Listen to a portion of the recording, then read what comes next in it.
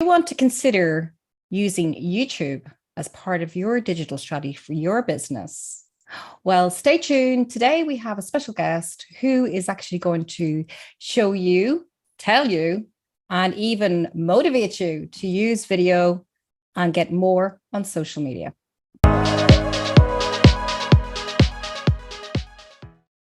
Happy Friday, Emer. It has come around again very quickly. Happy Friday. I know. So what's new with you, Scooby-Doo? I'm not going to try and do the accent, because I'll obviously mess it up badly. But no, it's all good. All good. Good. Looking forward to today's show, talking all about YouTube. Something never thought I'd say that. I know, and we're hoping to learn lots of tips from our special guest, Emer. Yes, we have. She's back. Actually, that's what I was going to say. She's like, I was going to say, we have had the great experience of having Anita Wong on the show before, and the last time it was only audio, but this time we're on video as well. Says the nervous video gal, myself, So you're not nervous anymore, Emer. You're over that. You're a pro now. Sorry. There's different words for pros, but anyway, So anyway, Anita is a video marketing consultant and trainer. Yeah. So we have the right person for the job today. We need help, Anita. Help us. I know I do. So, so she's into, and I have a few notes here. She's into video. Yeah. YouTube marketing. Yeah. Because I don't think a lot of people talk about YouTube marketing per se. And sales lead funnels. Yeah. And of course, course creation. So if you're somebody out there who wants to put their course on YouTube, she's the very person to talk to. Is that right, Philip? That's right. It's going to be a great show. And just to let you know that Anita is going to be with us for 2 shows. So today is part 1. Mm-hmm. We will have a part 2 coming next week. So make sure you tune in. And obviously, if you missed our last show where myself and Emer were talking all about our favorite social media tools, you can certainly catch that episode on the Let's Get Social Show podcast on Podbean, iTunes, Spotify, and of course the Dublin South FM website. And then go check us out on YouTube, which we're talking about again today. Yeah. And definitely, if you can, subscribe, because we have a lot more shows coming out and you really don't want to miss today's show and next week's show. Exactly. So, Anita, welcome to Let's Get Social. It is wonderful to have you back. Thank you for braving the Let's Get Social show waters. And we're on YouTube. So yeah, how are you been since we last spoke? Yeah, I'm really good, thank you. Been really digging into YouTube and really sort of like, looking at my own channel, especially as it's the end of the year, beginning of the new year, and tweaking things and just really just enjoying video. Yeah. Yeah. You're doing a huge amount we see on social, you're like you seem to be everywhere at the minute. Are you repurposing? I am repurposing. I always put the first thing on YouTube and then everything comes from there. So I always create for YouTube and then everything else sort of like that. Yeah. So like you have the experience of YouTube Shorts. Yeah.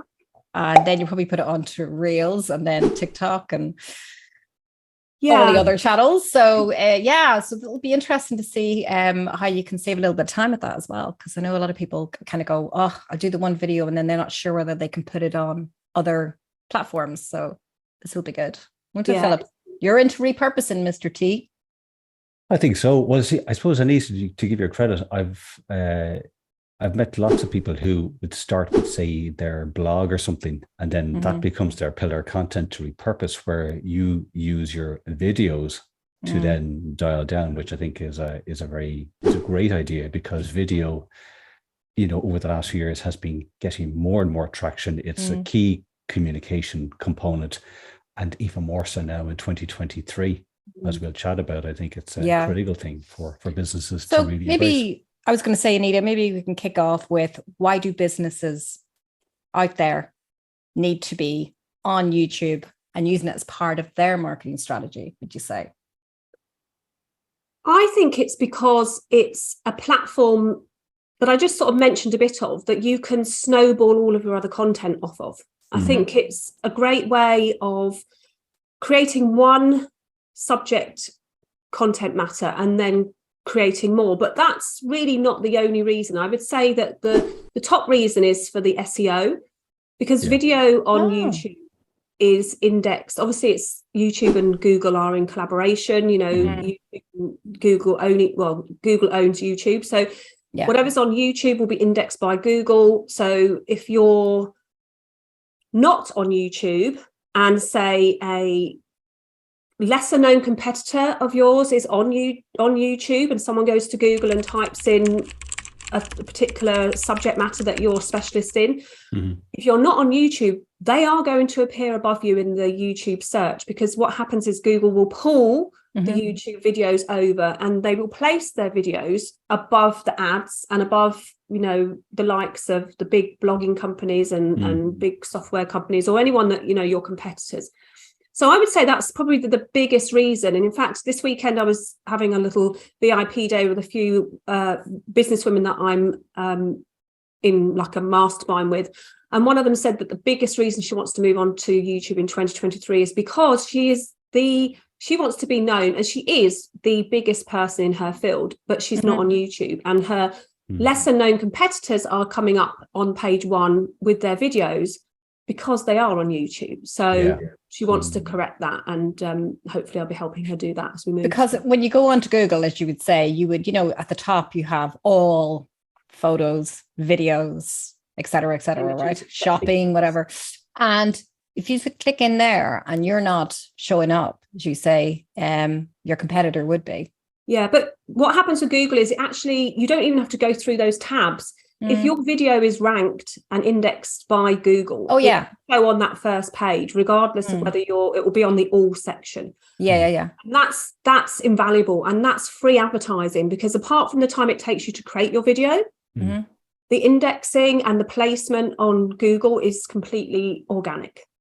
So you haven't had to pay for that placement. So it's invaluable for a business owner to step into that YouTube space. Yeah, you definitely see a lot more of the organic search results, a lot more YouTube videos popping up there in those first results, you know. It does make sense, I suppose, because as you said, you know, YouTube is owned by Google, and like I do it myself, like after Google, YouTube is the next search engine I go to find out how to do it. Like I was telling Emer there, Anita, that my wife was off yesterday and we were supposed to go off and have lunch and stuff, and her car wouldn't start. But because it's a different engine to mine, trying to locate where the battery was. So what I do, went on to YouTube to find where is the battery, and found a load of videos to explain exactly it was a slightly different makeup to reach the battery. And that was my first thought, go to YouTube and to find. I thought you were going to say you were going to figure out how to make her lunch. Well, you can do that as well through YouTube. Yeah. Oh, yeah. I didn't think of that. I was just trying to boost the battery. Did you get lunch? Today. Oh, right. Okay, fair enough. Yeah. But no, that makes huge sense, because I think the more and more business that we listen to, kind of SEO, how do I get found in search, you know, ranking. So I suppose that makes a huge sense with video. You know, I suppose following on from that, Anita, based on your experience, you know, what are some of the best practices for creating successful YouTube content that businesses should maybe consider? Okay, so for creating the actual content before you even upload it, I would say the best thing to do is to research the subject matter that you want to create your YouTube video around before you even start recording the video. So I would like brainstorm what I want to talk about in one of my videos, and then I would go onto YouTube and I would actually research that subject matter on YouTube and see what other videos are up about that subject, whether they're getting a lot of interaction around that subject, whether people are asking questions on those videos, and use that information to help me create a video that's going to be better than that one for a start. And then think about the process. I mean, the thing is, you don't have to have a lot of equipment to get started. And I think that's where some people are a little bit sort of like, oh, I need to buy a fancy microphone. I need to buy a fancy this, you know. Up until this Christmas, I've done all of my YouTube videos with a webcam and my computer built-in webcam. It's only this Christmas I've like branched out into a digital camera, and that's more because I want to do a bit of vlogging outside. So I needed a sort of like a reasonable camera other than my iPhone to do that. But apart from that, audio is very important. So make sure that you've got a good microphone, and if you haven't, like earpods and speakers and things like that. And then lighting is like the main things. But I think that the equipment aside, it's really just, you know, being confident in front of the camera and just being yourself. I think that's one of the things, is that you do need to have a reason for being on YouTube. So way back before you even start, think about the goals and what you want to achieve from being on YouTube for your business. I think that's really important, because we can be tempted to spread ourselves too thinly across social, and it can be a bit overwhelming, and then you suddenly find that you commit to something and you can't keep up, which is why, in a way, starting with YouTube is really good, because we will talk about it, I suppose, a bit later, about how you can repurpose that video and how you can create different content from it. But I think if you were to start, say, like creating content for, say, Instagram, it's pretty limited in how far it can go. Whereas if you're thinking about YouTube, it's sort of like the center. So think about your goals, and then what you want your channel to do for your business. What's the message that you want your channel to do? And then the recording part, and also what you want your audience to do. So what actions do you want them to do when they watch your videos? I think that sometimes gets a little bit lost. It's very valid. You know, I think what's interesting as well that I've noticed with YouTube is that, say, even on my own personal YouTube channel, there's videos I might have done maybe a year, 2 years ago that are still getting views. And I think that's one of the beauties of YouTube, is that your content is almost like evergreen. It's where on the other social channels, it might last a few seconds or maybe a day or so, but on YouTube it seems to can last for years, you know. So maybe, as you say, Anita, have a goal, and hopefully that's a solution for someone, in a sense of, like, maybe they need to learn how to edit video and find someone who is good at that and talking about that, and then you're going to get someone to subscribe and to engage and help you, the video, content creator on YouTube, to actually come up with more ideas, because people might ask a question in the comments. And do you find that that's maybe gives you further ideas than just to? I think so. And also, a lot of people are afraid of giving content out on YouTube, because they think, oh, well, if I put too much on YouTube, nobody's going to want to work with me. And it's a mixture, because what they're paying for is actually having that more one-to-one relationship with you. So by being more open and giving freely on YouTube, they're learning, they're getting to know you, they get to know your character.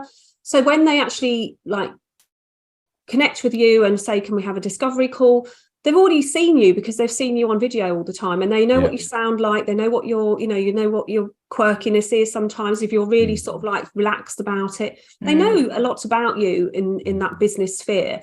And I think it's actually making sure that that's one of the goals or call to actions that you repeat through your videos, is that you are open and available to work with further if this short little video doesn't answer your question, or it gives you an idea that you might want to work further into. So maybe you can give Philip and I a few more tips, because we've just started on YouTube, and gaining more views, getting more engagement. Where are we? Are we on the right path, as they say, or do we bring back the digital giggle? And no, you're on the right path, and it's bringing in those sort of like press the subscribe. We might lose subscribers if I start telling jokes. Yeah, that's what I was thinking. That's why I kind of think we have to lose this. No, it's like bringing in that subscribe to my channel in the conversation. So rather than starting off at the very beginning going, oh, hi, like for example, hi, I'm Anita, subscribe to my channel. Well, they don't really know what they're subscribing for until they've watched your content or got to know you a little bit more. So perhaps like while we're talking, you know, like for instance, you ask Philip, oh, what, you know, tell me a little bit about this. So you say, well, while Philip's thinking about that, why don't you just hit that subscribe button and ring the bell, because then you'll be able to get notified of the next video. So Philip, what are you going to be talking, you know, like tell us what we've given your brain a little bit of time. Let's see what the answers are, you know. So it's bringing that into like the natural progression of the video. Yeah. And then of course having those stickers and the little end screens and the cards at the top. There's sort of different things that you can put into your video to remind people to take that action, because some people forget that little hitting that subscribe button, what it does for them, you know, and what actually happens when you hit the subscribe button and you ring the bell. What does that mean, you know? So sort of, you know, you can explain that to them, that if they ring the bell, they get personalized recommendations, or they get all the updates and things like that. And then you don't miss a thing. No, then you don't miss a thing. Yeah. And I would say that views personally are more important than subscribers, because I mean, obviously YouTube measures both. And if you're on YouTube as a way of becoming a YouTuber as such, where you want to go into the partner program, there are certain levels that you have to reach. And sometimes having a number also gives you credibility. So there are reasons that you do aim for the subscriber numbers, but views will give you more brand awareness and more visibility, because the more people watching, the more times you're in front of people. And not everybody thinks about subscribing. And sometimes people use YouTube as a quick solution. They might be in the middle of something and they type into Google, I can't do this. And then they get the answer and then they go away again without thinking about subscribing. So it's you know, it's just bringing that content in. And YouTube do some really, you know, they have an absolutely amazing analytics suite, so you can see where the YouTube subscribes are coming from, how many views you've got, how your video's doing, what parts of your video is working well, where people are dipping off, you know. So there's all sorts of different things that you can get into later, dig into how the channel is. But just having, you know, an idea of what your video is standing for and what you want your audience to do, even if it's like, you know, let us know in the comments if you've got any questions about what we're discussing today. And you know, I'll come back into the video and I'll take a look at the questions and reply. You know, it's things like that to build that community. Yeah, I suppose I was going to say, there you go, Philip, because you're more of a YouTuber than I, so you probably really get a kick out of what Anita's sharing here, because it's sometimes people can get a little bit overwhelmed to go in and look at the analytics and go, I don't know what I should be looking for. Yeah. No, like it's like anything really. I suppose you can get lost in a bit of a rabbit hole with kind of YouTube with all the various settings and you know, the uploading process and thumbnails. Like obviously, I think it's lovely to hear you say, Anita, about, you know, don't get hung up on subscribers, you know, maybe focus on views, because exactly as you said, like I watch plenty of YouTube videos and I find the content great and I'll give it a thumbs up and I may comment. And I completely sometimes do forget to subscribe because I'm so caught in the moment, and then another video will be suggested in the similar and I'll go off down that rabbit hole. I suppose when it comes to growing the YouTube, not so much maybe subscribers, but maybe the channel, is there still merit around that formula that people used to throw out about, you know, thumbnail, title, tags? Is that still from some basics good for business to focus on? Have a good thumbnail that's going to catch the eye, focus on a good keyword driven title, and obviously have your tags, other related pieces to help you with your video. Yeah, there's definitely merit in that, because obviously you need to feed into YouTube what your audience is looking for. So a lot of mistakes, or I wouldn't say it's a mistake, it's an oversight, I would say that, is that most people will name their video what they think it should be called, not what the audience is searching for. So what's a good strategy, when it comes to coming up with a title then?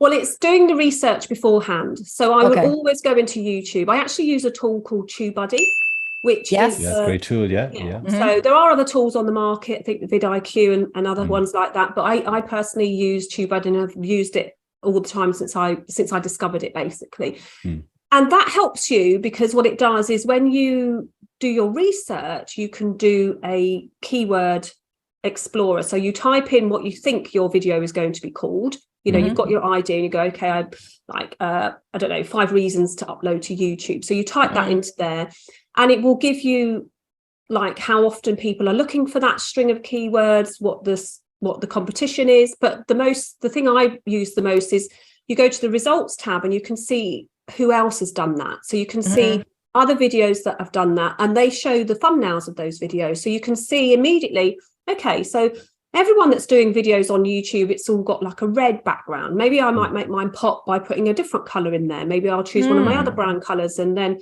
mine will pop out, and, you know, that will immediately get someone's attention. And then obviously on the thumbnail, you just choose a couple of words that entice people to click through. But you really can't put what they used to call clickbait, where you can't put on the thumbnail what's not in the video. So you choose something that you might have said. When you're editing, you might come across something that you said that you didn't realize you said, well, that's quite useful, let's pop that on there, you know. I always like to take a screenshot of when I'm recording and use that on my thumbnail. So whether it's whether I cut it out without the background, so my background's colored.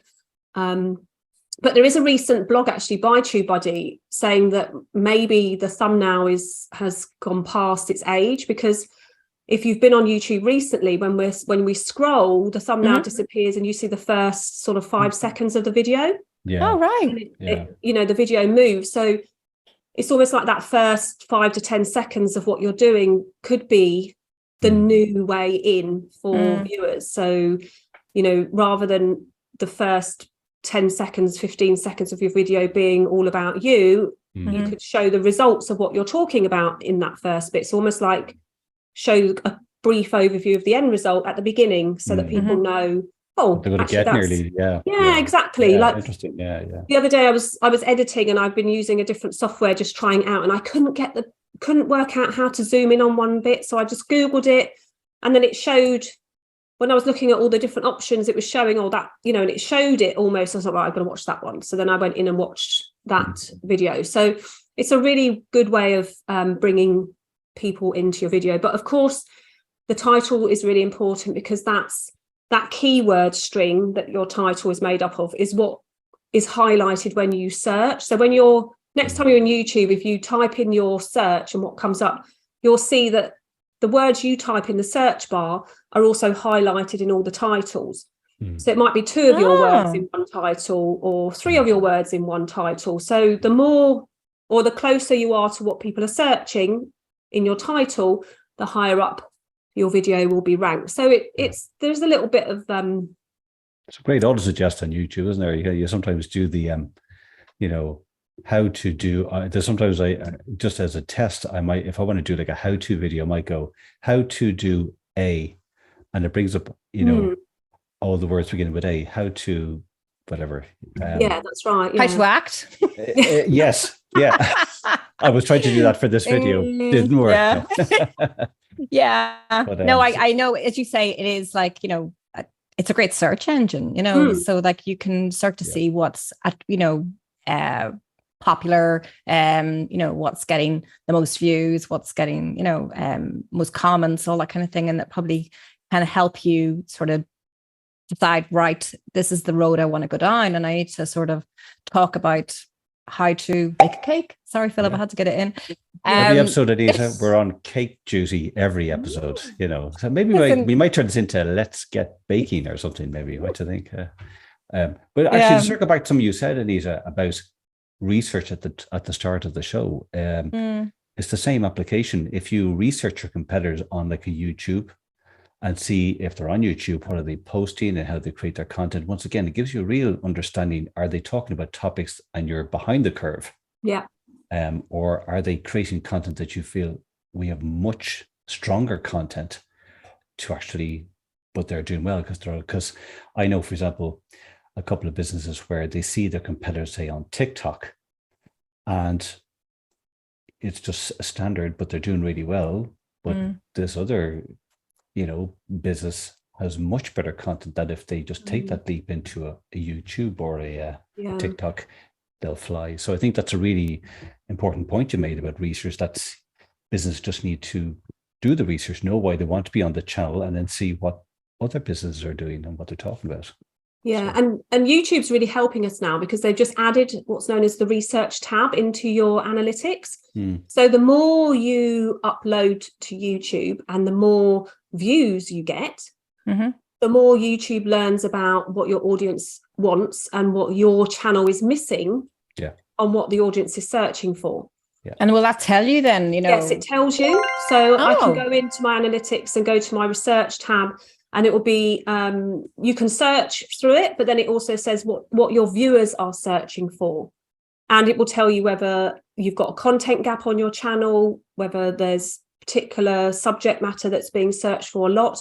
And that only really shows up on your channel once you start to upload regularly. So the more you give to YouTube, the more it gives back, basically. Yeah. It's a brilliant development. Yeah. Yeah. It's actually good. Yeah, it's a really good, because I went on first when it first came out, and I think there was like 2 titles.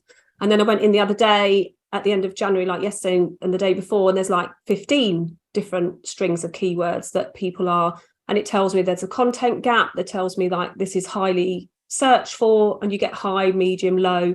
So it really helps you come up with content that you That's actually good, because especially if you're new, if you're kind of like new, like say me, I am, and I don't really, I only use it to view more than, and now that I'm on it with the show here, it'll be interesting to see what kind of things we should be putting up, Philip, that way. Yeah, 100%. Yeah, that's right. And it's also, it gives you a real insight into what your viewers are searching for rather than what you think, and the way you want things. So like, say like if you're an estate agent, you're like selling homes in, or someone, you might say selling property, but people might be like saying selling my home, so it's the way people write and search. Often as the expert, we don't see it that side, we don't see it from that side. So like it could be like top 10 tips for buying a house. Yeah, exactly. And people are looking for. Yeah. And whereas we'd be like top 10 tips of selling your home or buying a property. Even the word property and home, there's so many different, that property and home has got such a different meaning. Yeah. So it's like, how do you put those together so that people sort of search for it? So the research tab and actually doing your own research using tools such as TubeBuddy really help you to see what the person is searching for. That's one of the biggest things when I work with someone, that just hasn't ever come into their heads, like, I've just been putting my titles, but actually, and sometimes it goes against what you want sometimes for a little while, but you have to step into their shoes to get them to come to you, and then you can educate them into what you really mean through your videos and things. Well, it is hard to believe that we are nearly at the end of this first show. Wow. We're only getting warmed up. I know, but it's a great thing that you'll be back next week, Anita, to share more insights into YouTube. This has been a great first show with some insights, hasn't it? It has, because I'm starting to get more enthusiastic now, the more and more I hear. So in our next part 2, I'm sure I will be straight on. I might even go into a video on my own. Well, we won't just, but we'll think about it. So. Well, definitely, if you enjoyed today's show, you can catch us again and all the other shows on the Let's Get Social Show podcast on Podbean, iTunes, Spotify, and of course on the Dublin South FM website, as well as the YouTube channel. Absolutely. So please subscribe. Please and ring that bell. Ring the bell. Ding, ding. Ding, ding. Do everything that Anita has just told you to do in this video. Yes. And if you have any topics or questions you would like us to cover in future shows, you can send us an email to inquiries@dublinsouthfm.ie. So thanks again so much for joining us. Thanks a million. And we'll see you again on air next Friday for more Let's Get Social.